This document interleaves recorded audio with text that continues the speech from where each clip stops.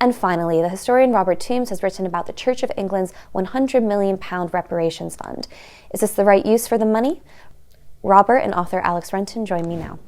Robert, you write in the magazine this week about the Church's decision to set up a fund to pay reparations to links over slavery. You are against the decision. Why?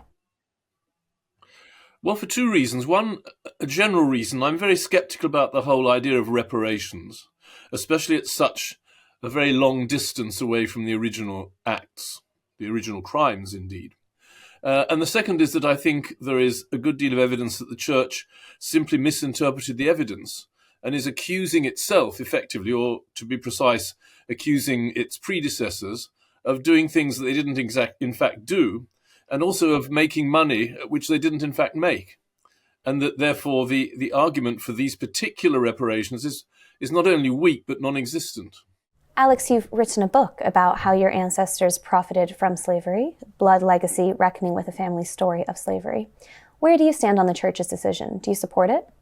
I stand generally, as the descendant of people who were enriched by the British transatlantic slavery industries, in favour of addressing the ongoing consequences of those crimes, as Robert puts it. So yes, I mean the Church. One of my ancestors, not to digress too much, but one of my ancestors who did profit from enslavement, Sir Charles Ferguson, built churches himself in Scotland using some of his income. We don't know which part of it, but so this is the Church of Scotland, of course. But I am intrigued by the Church of England's act. And I have been a member of a group that was helping advise them on how that was set up, what its ethos should be, and how the money should be dispersed when the Fund for Healing, Repair and Justice takes part.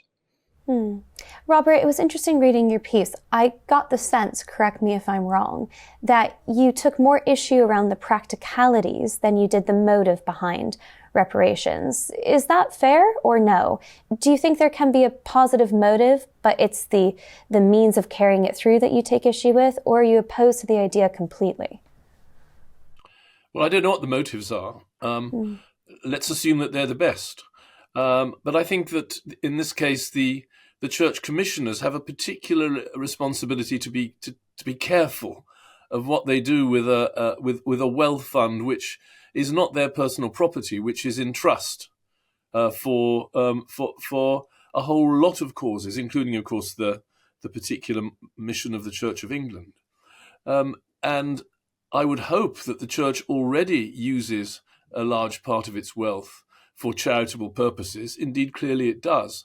But what I object to, I think, in principle, and of course, I'd very much like to know what Alex thinks of this, as I know, of course, about his own personal and family history, is why should you assume that the damage, as he calls it, that was done several hundred years ago outweighs all other good causes today, of which people may, in fact, be in greater need than those who are, in some sense, but always in a very remote sense, the descendants of people who were enslaved. Alex? I mean, a couple of things there that, if I may address. Firstly, Robert, and I've read an early version of the article that's in the Spectator tomorrow. It talks about his scepticism about reparations. What I found strange about that article is it stopped in terms of looking at the history of reparations with World War One. And he makes good arguments about the failure of, and the damage done by reparations post World War One, but doesn't look at reparations post World War Two, which I think a lot of people, including a lot of Jewish people, would agree was a success, particularly in achieving reconciliation. And more recently, reparations as an idea is around and in play. The British government just paid reparations, and that's what they called them, to survivors of the atrocities committed against Kenyan people during the Mau Mau rebellion in the 1950s. There are actually good examples of reparations achieving some sort of peace and serenity over contested histories, not just ugly and failed examples. Secondly, yes, why do I think there is a continuing need to address the problems remaining or resulting from the enslavement period? you say several hundred years ago, Robert. I'm sure you know as well as I do that British enslavement in the Caribbean ended in 1835, which is not several hundred years ago at all. And indeed, the ill effects of it continued in the Caribbean for many decades longer. I know this because of my own visits to the plantations that my family owned. If intriguing. Also, I mean, I did bring this up when we planned this talk, that there is nobody black, there's nobody descended from the enslaved sitting here talking about how the enslavement period continues to affect them. There are many black historians who frankly know more than both Robert or I about the history of British enslavement. Robert is an eminent historian, but one of French history, not of enslavement history or economics, who could be sitting here answering exactly that question. But I will go into it if you want me to. Well, I think you should continue, Alex, particularly on this idea that what that money might go to now. How could that be best spent to get the biggest outcomes for helping lifting people out of poverty, helping lifting people out of illness? I think that's an interesting question. And then I want to return to Robert on your question about examples where perhaps we would say reparations have been quite successful. Thanks. Well, many people have discovered the issue, for decades, of reparations for the wrongs done to 14 million plus Africans initially who were shipped across the Atlantic, and then, of course, their descendants over 2.5 centuries. And many ideas have come forward. It seems to me, CARICOM, the Organization of Caribbean Nations, has put together a really interesting 10-point plan for discussion with European nations, the 11 or 14 that were involved. And that includes issues like technology transfer, debt forgiveness, and helping with education and so on, not as the right wing here like to characterize it, merely the handing over of enormous piles of money. It seems to me, and we talked to a lot of experts during the discussions around designing the possible design of the Church of England's own reparations fund or repair fund, and education, health, those seem to be the priorities, particularly in enabling black people still in inequality and poverty here and in the Caribbean to realize their own potential. Robert, what do you make of Alex's answer? I'd be curious to know how you would go about determining how to best spend pots of charity money, other pots of money when it comes to helping the most vulnerable. And what do you make about his point about reparations post-World War II? All good questions. I mean, I chose to talk about the First World War as that's when the concept of reparations was first formulated. After the Second World War, of course, as after the First World War, the damage and the victims of that damage were actually present. You could see who had suffered. You could see how they had suffered, in what way they had been spoliated, and these were people who were survivors. And who were in urgent need, as after the First World War. And I think in that case, reparations, it seems to me to be an entirely different exercise from when you're talking about a fairly distant, at least 200-year period of history in which you are having to try to trace somehow the people who both benefited from and who suffered from this trade. If we're talking about the need for reparations to the Caribbean, well, I think one would have to say, well, who should be involved in these reparations? Many African countries clearly ought to be, if we're talking about historical responsibility for the slave trade. And yet in some cases, these African countries are poorer than the Caribbean countries who are now demanding very, very, very large sums in reparations. So is that either logical or really ethical? As far as I don't know which other countries have expressed the same sort of willingness to pay reparations as the Church of England has, but we would, of course, be talking about most of the countries in the world who are to some extent involved in slavery or the slave trade, and indeed some of them still are. I mean, I've met people whose parents were brought up by slaves. This is a trade that still goes on, and to focus on one particular element of it seems to me to be at least rather dubious. And I think it invites, as of course have all stories of reparations invited some cynicism about motives? Many issues coming up there, Kate. I'm trying to jot them down. I mean, cynicism about motives. Interesting, that one. I saw Robert was talking to Mr. Marshall on YouTube the other day, and about exactly this issue. And he said it was being promoted by people who want to destroy Britain. That was the headline that was put up there. I mean, we can get into the motives if you like. If to see me as someone who wants to destroy Britain is kind of a bit of a stretch. But I don't think that was ever suggested. Robert, it wasn't 200 years ago. I mean, and you're a historian, let's be accurate. You complain about people rewriting history. It wasn't. It ended in 1838. Strictly, it was started to end in 1834. So, and of course, the trade itself ended in 1807. Well, no, it didn't, because the trade, as I'm sure you know, and I found it really helpful as a journalist talking to lots of historians of slavery, and I'm sure you have too, but the trade continued between the islands, tens of thousands more people, on until 1834. It wasn't entirely abolished. And the history, in your websites and your writing, you complain quite rightly about people who abuse history. But history, I hear and I can see, continually evolves. To reclaim something is to try and reclaim something fluid. The job of historians, surely like yourself, is to rewrite history. That's what you do when you're working on a daily basis. And more new facts come up. Again and again. It's so interesting that when you use dates for the end of slavery, because I had a very privileged education, even more than yours, but I was mistaught about this history. I was taught that it ended in 1807, that the British were the good guys, that the British weren't much involved. Whereas, and I'm afraid that's what we're now addressing, is a mistaught history about the British Empire, which, quite rightly, modern historians are readjusting so it reflects something more of what actually happened. Sorry, secondly or finally, sorry, Kate, on the point of the continuing damage, I think, again, I found it very useful in this conversation to talk to descendants of the enslaved. There's some 400,000 here in Britain. People from West Africa, which, as you say quite rightly, was damaged hugely by the depredations of the slavers. The removal of 14 million people for a start, and ask them how they're affected today.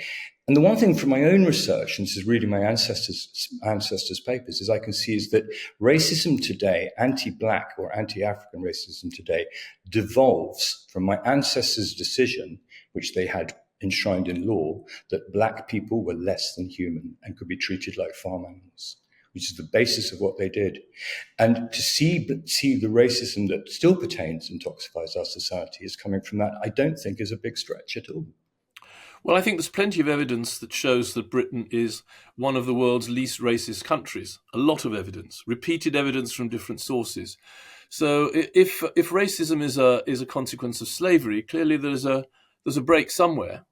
Racism existed in all countries. I think the idea that it was somehow invented as a consequence of the Atlantic slave trade is hard to believe for anyone who has seen other parts of the world where slavery was endemic, not least North Africa, the Middle East, or indeed Africa itself. So if we're talking about an international program of reparations, very many countries would have to be involved in this.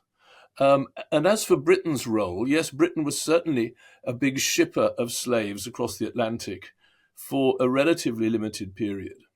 And it was, whether one likes it or not, it was not only the leading, but it was the only country that was trying to stop the slave trade. And it did so over a sustained period of many decades, not only in the 19th century, but up until after the Second World War.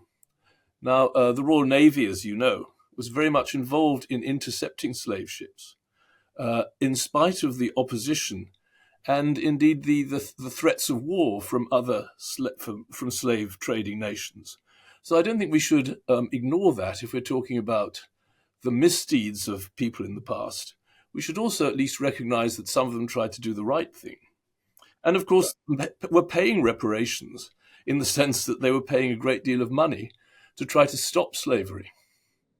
I had no problem in addressing the good deeds. One of my ancestors, not so an uncle 3-4 generations back, served on one of the anti-slavery squadrons against the Arab slavers in West Africa, and I'm very proud of him. I think we're back again to accuracy. And it's strange for me, with my rather lesser academic achievements than Professor Toombs, to question him on this. The limited period that Britain shipped slaves, the period that I think all historians agree on, starts in the late 17th century with the Drax family, who kind of invented it, and continues right through till 1807. That's not a short period, Robert. It is 3.1 million Africans.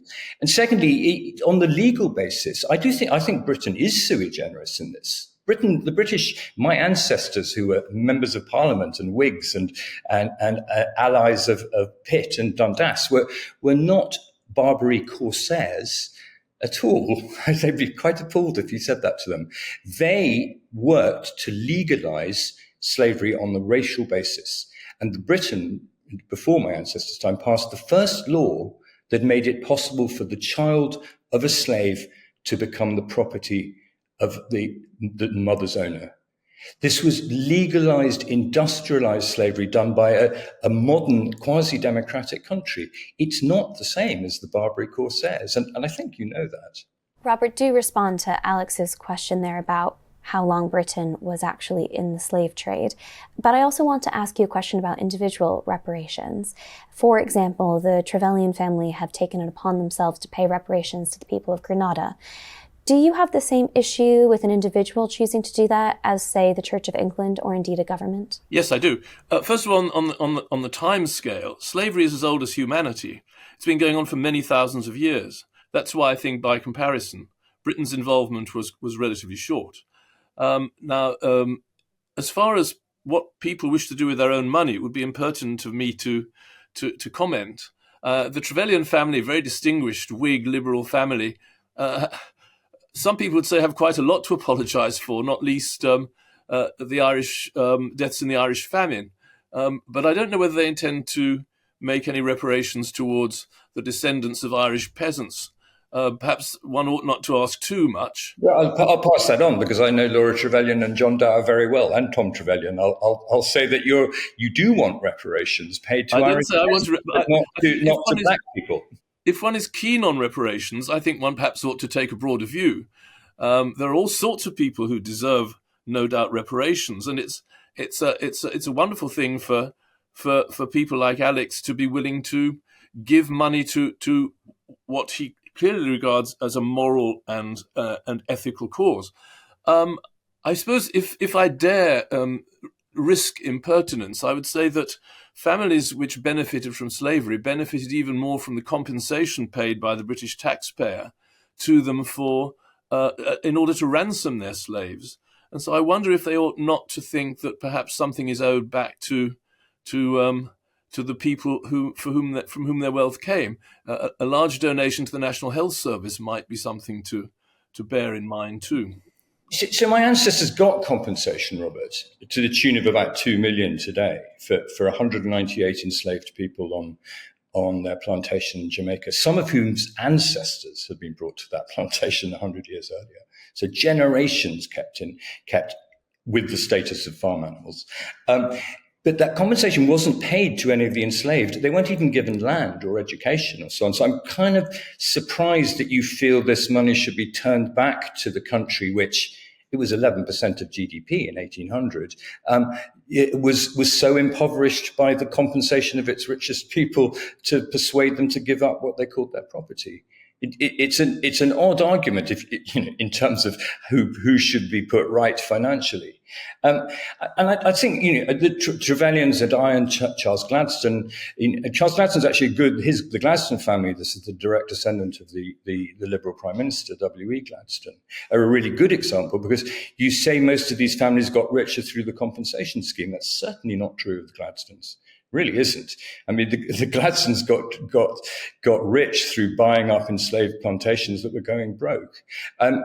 We have formed a group called Heirs of Slavery, where we talk to black people who are descendants of the enslaved, which has been really interesting and fruitful for us, and discuss we don't talk about reparations, which has come to mean national payouts. We talk about repair, reconciliation, about trying to heal these wounds, about trying to go forward and in a society that is more at ease with itself about race and addresses inequality and doesn't fall back on old-fashioned notions of history and Britain as being the exceptionalist Britain, the best country that ever was. You talk about broad minds, Robert, and I'd urge you to broaden your mind to some of the many historians, black and white, who are trying to look at this history in a fresh light, which is what one does with history. I'm sure you did when you were a young historian. Well, I think what one does with history is to try to tell it accurately and in context. And we've been trying to do that during this call. I mean, again and again, but you and not choose the bits that suit you. And to get back to our original subject, which is that of the Church of England, the Church of England seems to have paid very little attention to actual history and come up with the answer that it really seems to have been seeking from the beginning. And this is, I have studied this debate, and this is a minority view held by you and a couple of other academics. There are many historians who would disagree with you. I think historical truth is not decided by counting heads, but by the assessment of evidence.